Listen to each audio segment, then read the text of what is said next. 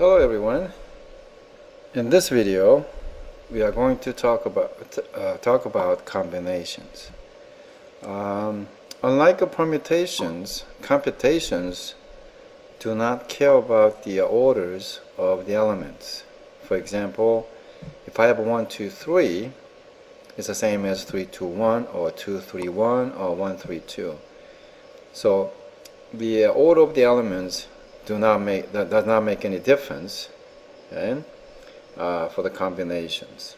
Now we want to find out using the combination formula to generate the number of possible ways.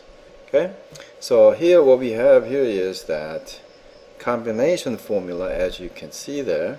Oops, I'm gonna bring my pen here. Okay, so as you can see that N, C, all here. So that's the notation there, and as you can see, this is the same as N factorial divided by N minus R factorial and the R factorial.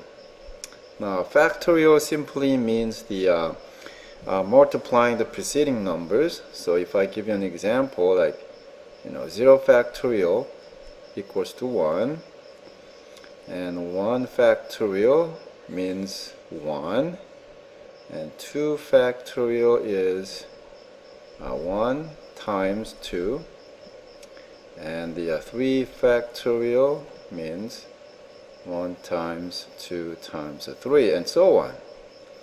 Okay, as you can see that. So if you have a calculator and if you try to put like 50 factorial, it's not going to do it because the numbers are too big.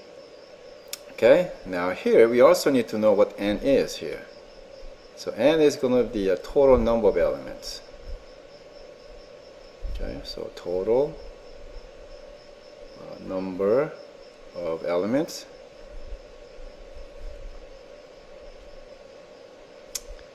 And here the R means you are selecting a all item from the total N. Okay, select all from N.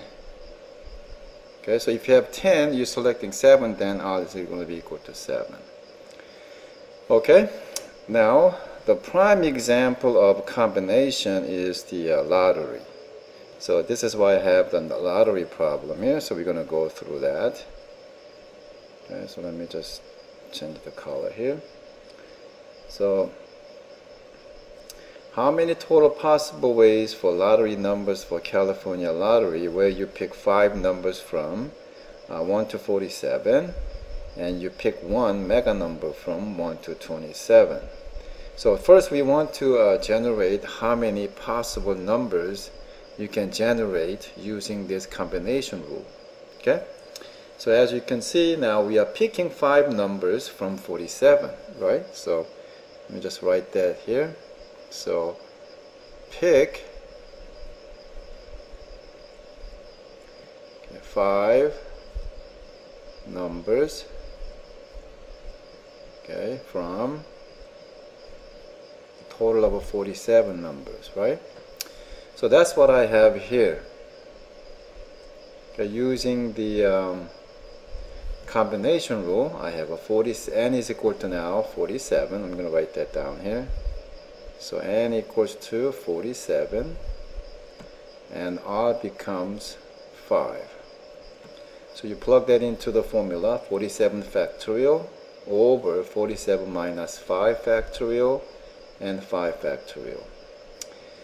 And the lottery is also asking you to choose the mega numbers from 1 to 27.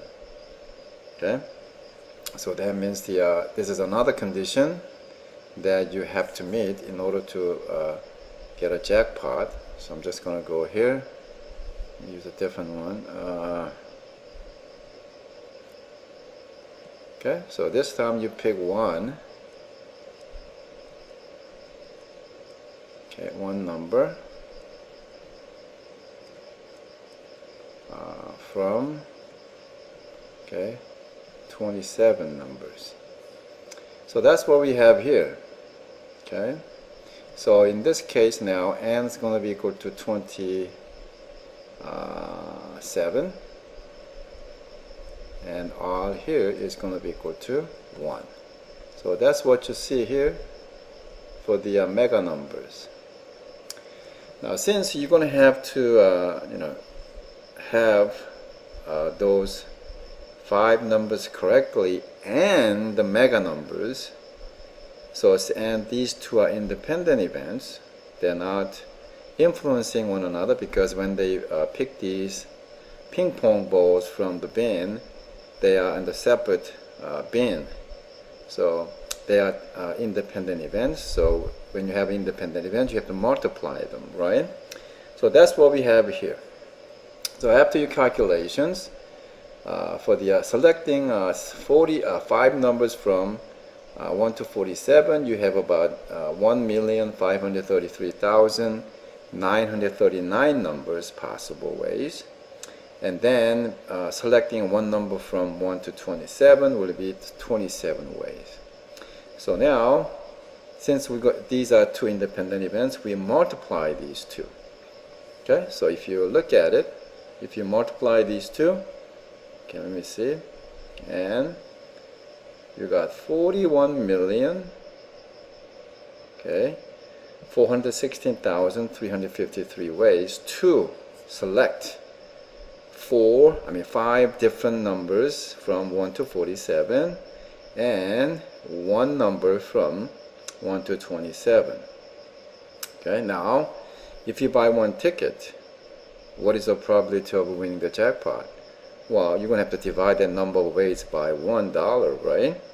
And this is the probability of winning the jackpot right here. Okay, so that's pretty small probability.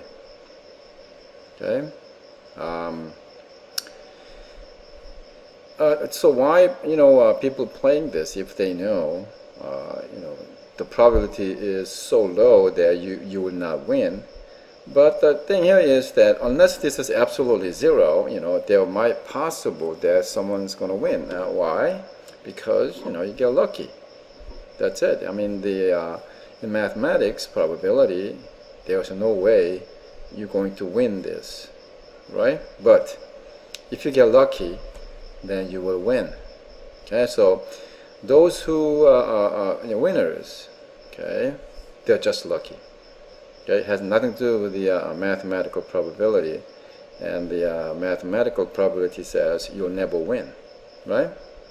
So that's what the combination is. Now, remember the one thing, okay, we have to be careful about distinguishing between the permutation and the combinations, okay?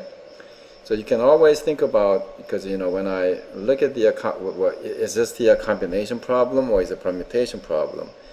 And to me, the combinations, as you can see, that order is not important, right? So like putting the toppings on the pizza dough, does that make any difference which one goes first? Not really. I mean, I'm sure you have to have sauce first, right? Sauce, then you put the topping. But I'm talking about the toppings only. So,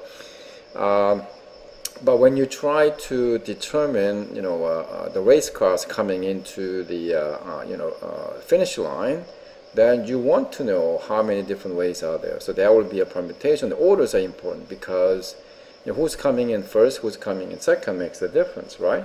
So, so whenever you see the problem, the counting problems, you have to be careful about, thinking about, is this really order important in this problem, or is this there's a problem, don't really care, whether the orders here and there, it doesn't make any difference. Okay, so I just want you to know that when you read the questions, okay, you need to determine, okay, whether the order is important or not.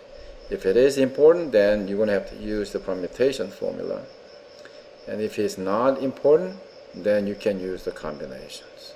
Okay, Alright, thanks for coming, and I'll see you guys in next video.